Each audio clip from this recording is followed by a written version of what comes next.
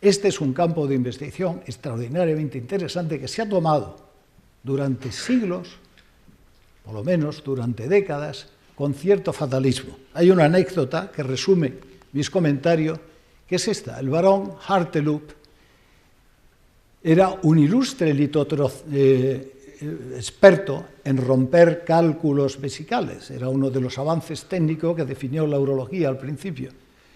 Y un día presumía en la Academia Francesa de Medicina que el enfermo que había operado con tanta maestría aquella mañana estaba paseándose aquella tarde por los Campos Elíseos, por lo que fue interpelado bruscamente por uno de la audiencia diciendo: ¿en los Campos Elíseos de París o en los Campos Elíseos del cielo? Ciertamente, esa era la situación del fatalismo séptico que provocaban este tipo de manipulaciones, que conseguía lo que hoy día llamamos shock endotóxico, con fracasos multiorgánicos en horas. Y sigue sucediendo, y sigue siendo un tema de extraordinario interés para la investigación, y puedo asegurarle que se ha progresado muy poquito en los últimos 50 años. La segunda imagen que les proponía es la de Joaquín Galbarrán. Joaquín Galbarrán es el primero, entre otras cosas, que hizo en el amplio campo de la urología, el primero que determina y cuantifica la función renal.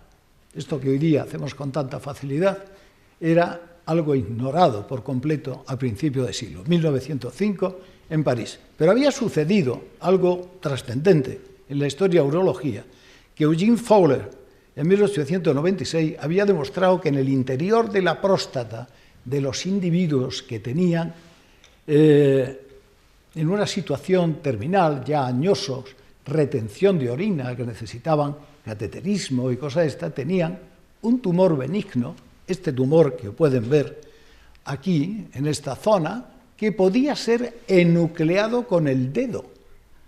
Eso es un concepto en lo que son los postulados de la medicina anatomoclínica fundamental. La medicina anatomoclínica, que pretendía definir enfermedades y diferenciarlas unas de otras, hacer una clasificación taxonómica de todo lo que era el espectro de la enfermedad y atribuir esas enfermedades a cada especialidad en sus comienzos, en este caso urología, en este caso se basó en las posibilidades de que un dedo pudiera enuclear un órgano cuyo parecido histológico, aquí la histología no valía tanto, era exactamente el mismo que el de la próstata normal.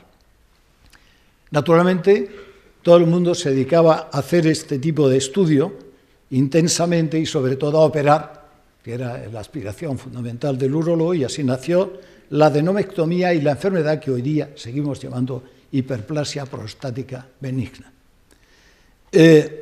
Fruto de esa investigación anatomoclínica, en los años 40 se produjeron en España 2 libros que no han sido superados en la historia de la urología. El primero debido a Luis Cifuentes, que aquí pongo la imagen de su segunda edición, pero que está editado en Madrid por Paz Montalvo en 1945, Cistitis y Cistopatía, y el segundo de Salvador Gil Bernés sobre la próstata, un libro que es auténticamente la Biblia de la patología prostática y que desgraciadamente se ha leído mucho menos de lo que debía en España. Y realmente ambos incluyen extraordinarios programas de investigación amplísimos que quedan resumidos precisamente en el contenido de estos libros. Y finalmente tenemos aquí al Dr. Haustein y su Beniqué, que, como digo, está en el Thyssen, en Madrid. Vean ustedes que lleva en el bolsillo de la chaqueta un instrumento típicamente urológico. Es esto es un Beniqué, que es una sonda metálica. Eso es el símbolo de la urología en los años 20, de los urólogos que se dedicaban a cuidar la uretra. Era el siglo, el principio del siglo era el de las enfermedades de transmisión sexual. No había antimicrobianos, los tratamientos eran complejísimos y difíciles. Pero el doctor Haustein no era urólogo, era dermatólogo. Durante años, la urología, especialidad muy humilde en sus comienzos, compartió responsabilidades con los dermatólogos, y fundamentalmente en el tema que acabo de mencionarles, cuando ya estaba descubierto el gorococo y cuando ya estaba descubierto el triponema pálido. Otra manera de enterarnos de lo que pasaba a principios del siglo la encontramos aquí. Esta es una fotografía tomada en París de la promoción 1921-1922 del Hospital Necker. La pregunta es, ¿qué investigaban estos señores? En formación y los directivos. Sabemos muy bien lo que estudiaban e investigaban los jefes, Félix Legueux, aquí en el centro, y Edmond Papin, aquí. Pero lo interesante es preguntarnos los que estaban formándose, ¿a qué se dedicaban? ¿Qué hicieron durante este tiempo y después? Pues tienen aquí, fíjese que estaba casi toda la urología hispanoamericana formándose en París. Tienen ahí representantes de Venezuela, de Ecuador, de Uruguay, de Chile, de Argentina, y 3 españoles. Uno, Pedro Berjano, Moreno y Alcalá Santaella. Pedro Berjano, que es el que está aquí en esta última parte, apoyado, tiene una historia interesante. Volvió a Madrid, ejerció en Madrid, aunque era de Cáceres, y durante algún tiempo estuvo investigando un preparado. Hemos intentado saber qué preparado era el que investigaba, pero lo que sí hemos sabido es que cuando lo usó en sí mismo, murió muy poco después. Sospechamos que era una vacuna antituberculosa. Fíjese, en 1922, la primera vacuna antituberculosa, la que hoy día seguimos llamando BCG, de Calmet y Guérin, es una vacuna que se inició el tratamiento en 1925. 1925, estamos hablando de 1922. Esta vacuna se empleó desde un principio con una cautela extraordinaria. Motivó un auténtico desastre en Lübeck, en Alemania, donde se vacunaron 370 niños y fallecieron 70 niños de ese grupo vacunado. Hoy día sabemos que no fue culpa de la vacuna, sino de otro motivo, pero eso motivó un desprestigio extraordinario. El otro investigador o persona a la que queremos dedicarle un recuerdo es a Rafael Alcalá Santaella. Lo curioso de Rafael Alcalá Santaella, entre otras cosas, es que terminó siendo catedrático de anatomía. Y fíjense qué relación existe, y estamos hablando de investigación anatómica en este caso, entre los anatomistas españoles y la urología. Fue catedrático de anatomía, todos los mencionados en esta lista: Sacanella, Leonardo de la Peña, Manuel Serés, Salvador Gilbernet, Rafael Alcalá Santaella y Luis Resell Maceira. Otra cosa que nos recuerda inmediatamente la investigación en urología son nuestros premios Nobel, Charles Huygens y Forsman, en 1966. Charles Huygens es el primero que inicia un tratamiento con estrógeno del cáncer de próstata con un éxito extraordinario y recibe el premio Nobel por ese motivo. Pero Forsman, por lo que recibe el premio Nobel, es porque fue el primero que se hizo el autocateterismo cardíaco, no por razones urológicas, pero demostrando que en urología la hemodinámica precedió a la urodinámica, sobre la que se ha investigado mucho después. Termina el siglo con este gran descubrimiento, que es también motivado por un químico con premio Nobel, Leopoldo Rusinska, que descubre la testosterona, la síntesis y los niveles a partir de un momento en que la urología empieza a interesarse de una manera definitiva por la andrología como tal y a hacer estudio con un fundamento científico realmente importante. Esta es la imagen del famoso cuadro de la lección de anatomía de Rembrandt, 1629, y la persona que tienen ahí en el centro, tan interesada, está asistiendo a la autopsia de su paciente, de un paciente que es el primero que habla, Nicolas Tulp, que habla del riñón dilatado, de una patología obstructiva que después recibiría otros nombres.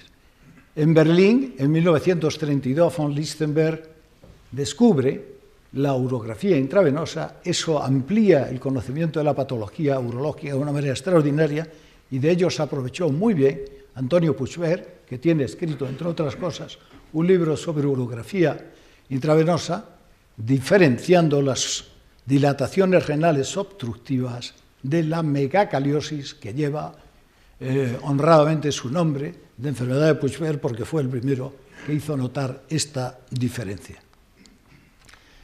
El siglo XX, la mitad pasado los 50 primeros años, es el momento de la gran eclosión farmacológica dentro de la urología.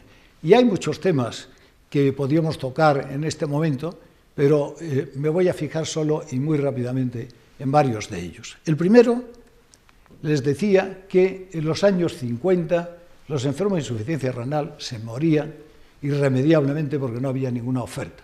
Había la oferta del trasplante renal, pero tenía que ser entre consanguíneos íntimos, gemelos univitelinos. No había otra posibilidad porque había un fenómeno que se llamaba rechazo, y ese rechazo había que resolverlo de algún modo. Aquí tienen la fotografía de José Parra y el quirófano experimental de la Fundación Jimenecía, donde no solo se hicieron estos estudios, sino donde se forjó la primera operación extracorpórea de España. Parra diseñaba, que como he dicho no era cirujano, necesitaba la ayuda de cirujanos, él diseñaba estos esquemas para conseguir lo que se llamaba la quimera biológica, es decir, desorientar por completo al receptor del trasplante para que no luchara exclusivamente contra ese riñón y lo destrozara. Fíjese en la cantidad de trabajo que precedía al trasplante renal. Primero trasplante cruzado de piel, después trasplante cruzado de célula linfática, finalmente tratamiento con radioterapia y con quimioterapia. Él estaba usando ya lo que fue después definitivo, la mercaptopurina, y finalmente el trasplante renal. Por lo tanto, el trasplante renal, desde el punto de vista técnico, tenía que ser estupendo, tenía que ser realmente exquisito, porque si no se perdían meses y meses de trabajo. Y efectivamente, así los cirujanos nos formamos en el deseo de que la técnica fuera realmente excelente. En mi tesis doctoral de 1965, pero terminada en el 64, simplemente les pongo la muestra de que para nada se habla de cirugía.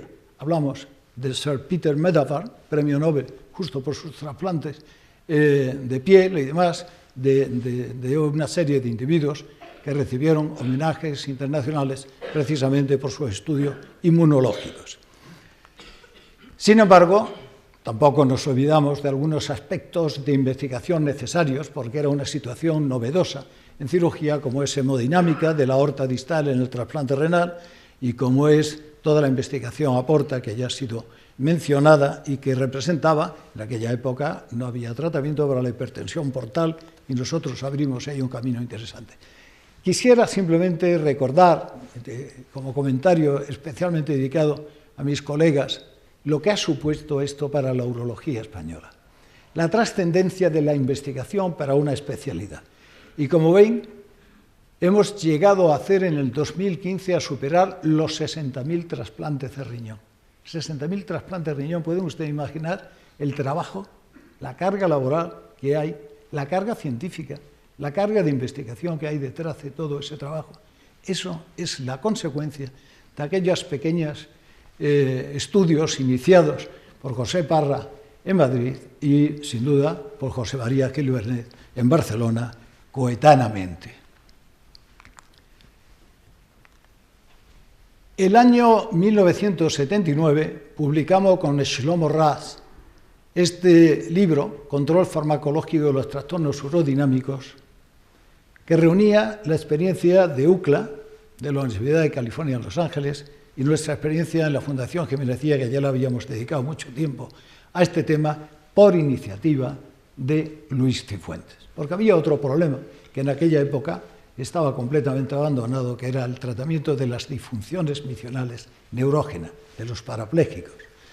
Bueno, pues había solo 2 fármacos en toda la farmacopea urológica para atender estos problemas, la urocolina y la oxibutinina. 10 años después ya había más de 10 fármacos. ¿Cómo se consiguió esta eclosión farmacológica en este tiempo, en tan corto tiempo?